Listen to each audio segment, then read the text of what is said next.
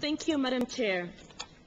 As we heard already today in the Executive Director's report, we have made significant gains towards universal access in Africa, particularly with regards to keeping people alive and able to live full, productive lives through access to antiretroviral treatment and prevention of mother-to-child transmission, including the treatment of opportunistic infections such as tuberculosis. However, 2/3 of Africans, including children who need antiretroviral treatment, are not receiving it. Across the continent, there is a heavy reliance on external funding for the AIDS response, particularly for treatment programs, which makes the AIDS response very susceptible to changing donor trends. And we are encouraged by the statement this morning by the UK government about the emergency fund that has been established to increase aid ODA from the UK government.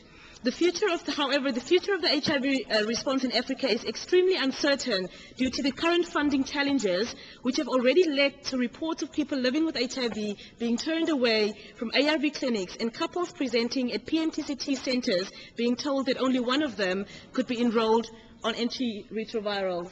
Thank you. We have gained too much ground in the AIDS response in Africa sorry, you distracted me. I've been told to slow down. We've gained too much ground in the AIDS response in Africa over the past few years, and we cannot backtrack now.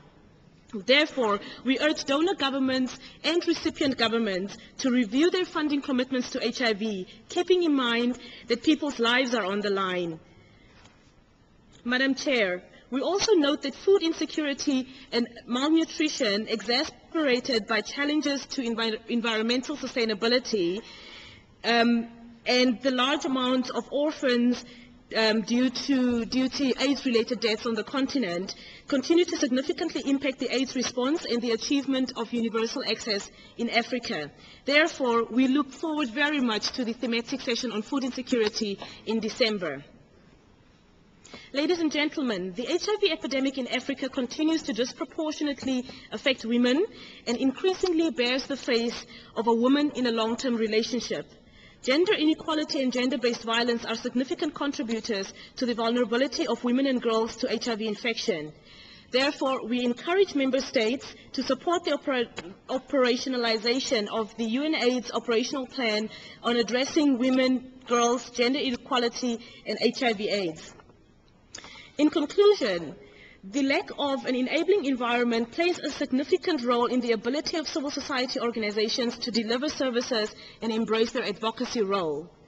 However, or in addition to that, the lack of an enabling environment through protective legal frameworks and sound human rights-based responses also continues to challenge the achievement of universal access to justice for people living with HIV and other vulnerable groups, and the ability of civil society to provide access to services for those groups who need it most, because it presents structural challenges that lead to the harassment and persecution of groups when they access services or even provide them.